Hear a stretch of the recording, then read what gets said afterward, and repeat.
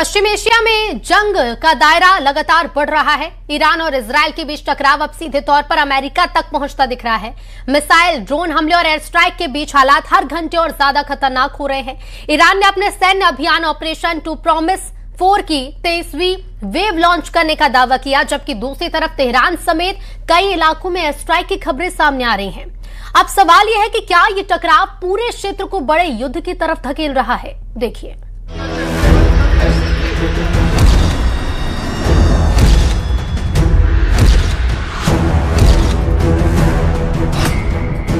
क्या इजराइल और अमेरिका ने महायुद्ध की आग लगाकर गलती कर दी?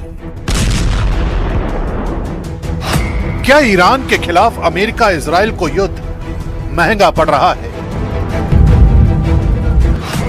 क्या इजराइल अमेरिका ने ईरान की ताकत का गलत आकलन किया?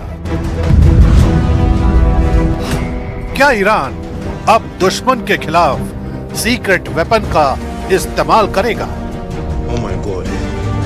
Oh Jesus. जंग के मैदान से आ रही एक एक तस्वीर बता रही है कि हालात किस कदर भयानक हो चुके हैं।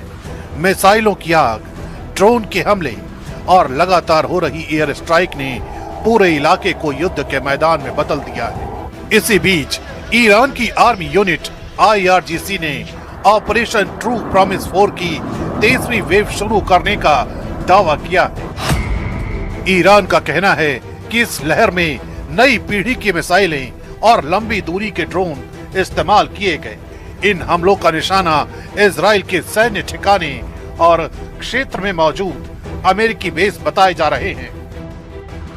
लगातार बढ़ते हमलों ने इस जंग को और खतरनाक बना दिया है और पूरी दुनिया की नजरें अब इस संघर्ष पर टिक गई हैं। ईरान का दावा है कि इस ताजा हमले में कई अहम सैन्य और रणनीतिक ठिकानों को निशाना बनाया गया। रिपोर्टों के मुताबिक इराक और जॉर्डन के पास मौजूद अमेरिकी रडार और एयर डिफेंस सिस्टम भी हमलों की जद में आए। कुछ रिपोर्ट में यह भी कहा गया है कि एक अमेरिकी terminal high altitude area defence system यानी थर्ड को निशाना बनाया गया।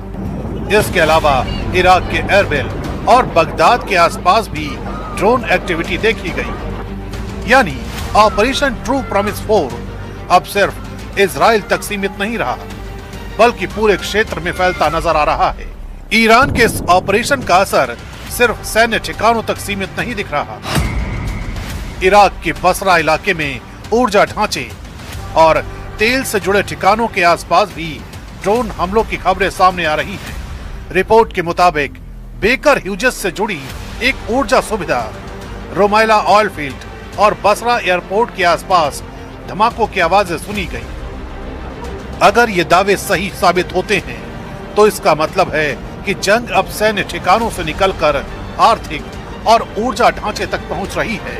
यही वजह है कि विशेषज्ञ इस पूरे टकराव को पश्चिम एशिया के लिए बेहद खतरनाक मान रहे हैं। दूसरी तरफ ईरान के भी भीतर हालात बेहद तनावपूर्ण हैं। राजधानी तेहरान पर लगातार एयर स्ट्राइक की खबरें सामने आ रही हैं और मेहराबादी एयरपोर्ट को भी कथित तौर पर टारगेट किया गया। यही वजह रही कि ईरान के कई शहरों में लोग सड़कों पर उतर आए।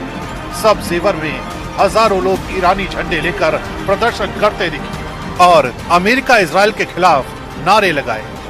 ये तस्वीरें बताती हैं कि जंग सिर्फ सैन्य मोर्चे पर नहीं, बल्कि मनोवैज्ञानिक और राजनीतिक मोर्चे पर भी लड़ी जा रही है।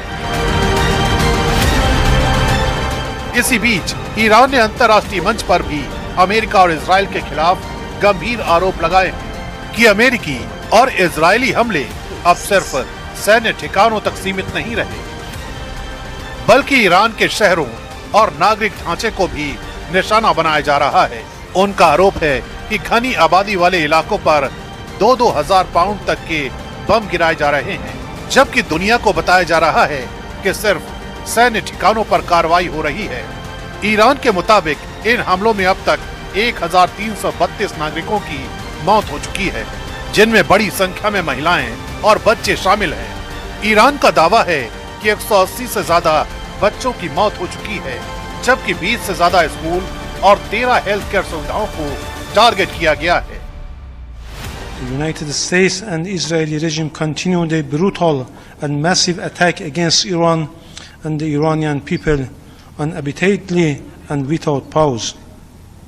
These attacks are indiscriminate. They deliberately target civilians and civilian infrastructure across my country. The United States and Israel have demonstrated that they recognize no red line in committing their crimes. Iranian cities are being attacked indiscriminately. जाहिर है जंग जैसे जैसे आगे बढ़ेगी दुनिया के लिए चुनौतियां और बड़ी होती जाएंगी।